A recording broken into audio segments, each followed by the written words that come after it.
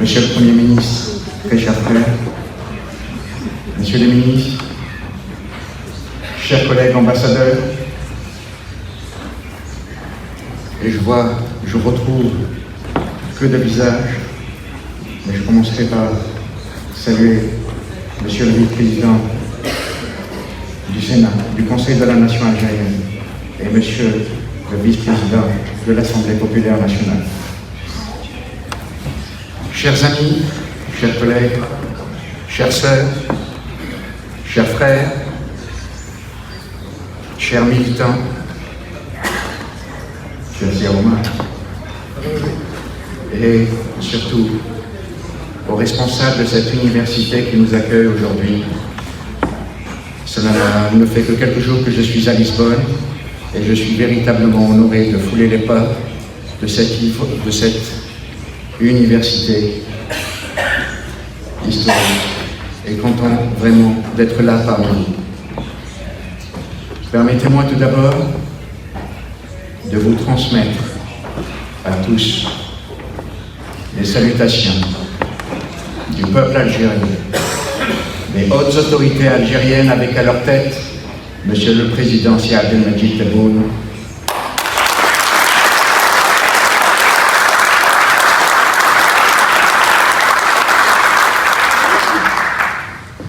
plus de 50 ans maintenant, et j'aurais dû commencer par lui, Monsieur le Président de la Task Force, comme on dit, last but not least, très cher Pierre, Monsieur Pierre Galland.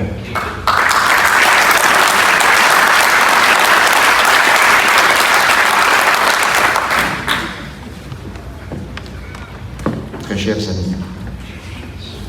Quelqu'un aurait pu être avec nous aujourd'hui, il n'est pas là. Gilles Deleuze.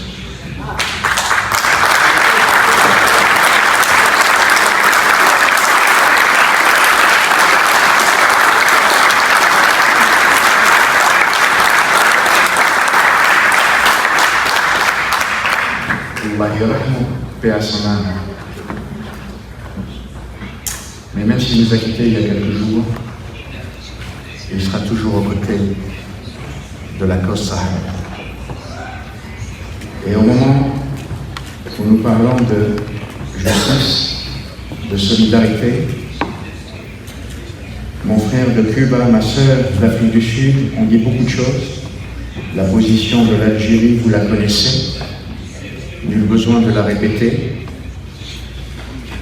mais j'aimerais aborder quelques petits points en essayant de m'accoler à l'actualité internationale actuelle que nous connaissons. Ce qui se passe au niveau du Sahara occidental, il y a des parallèles, un parallèle très frappant au Moyen-Orient.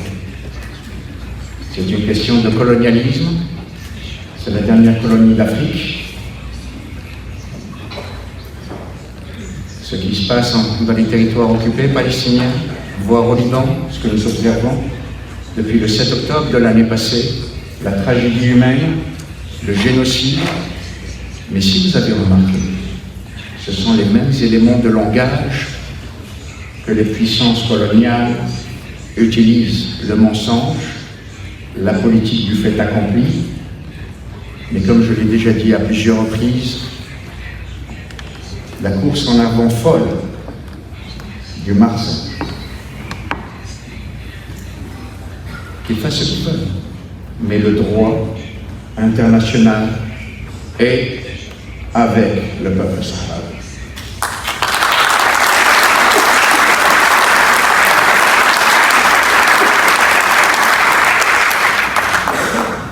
L'Algérie actuellement, vous avez sans doute entendu dire, et je vois mon frère et collègue à New York qui est là aujourd'hui, on nous attaque de partout, on nous reproche nos principes. Nous sommes attachés à ces principes qui nous ont été légués par nos martyrs. Allah yarhamhum. Nous sommes avec la justice, avec le droit. Nous croyons en la solidarité entre les peuples. On nous reproche d'être naïfs. Oui, nous sommes naïfs. Sahniya Saha, comme on dit chez nous. Les forces d'occupation, quelles qu'elles soient, les forces coloniales, arrivent à vendre au monde un récit qu'ils ont inventé et qu'ils veulent imposer. Une belle carte postale. C'est ce que réussit à faire le Marx.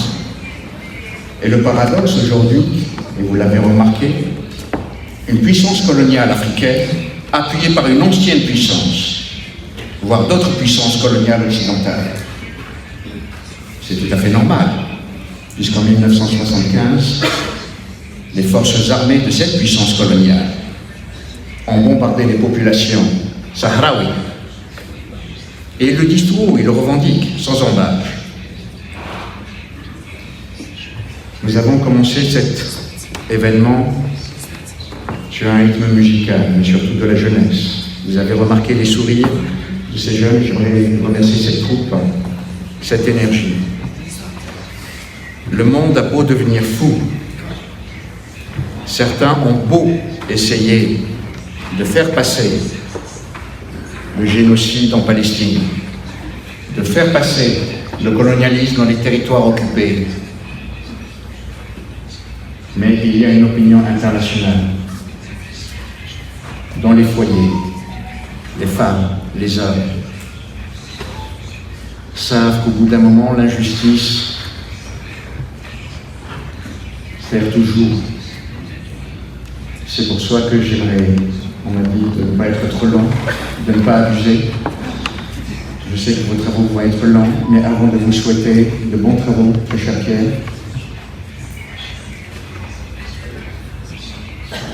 actuellement, on veut nous vendre quelque chose comme un consensus international se dessinerait autour de la solution qu'on veut vous imposer.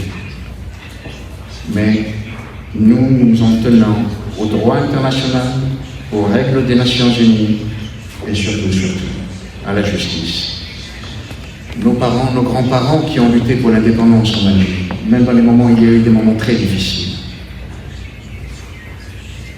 La France avait à plusieurs reprises pensé, la France coloniale, j'entends, que la question algérienne était réglée. Mais au final, Allah yarham shuhada, l'Algérie est devenue indépendante. Le peuple algérien a retrouvé sa liberté. Et je suis persuadé que le peuple sahraoui va enfin pouvoir retrouver sa liberté. La cause est juste, elle est difficile actuellement, mais elle rana. Il faut continuer. Je m'arrêterai là en vous souhaitant de beaux travaux.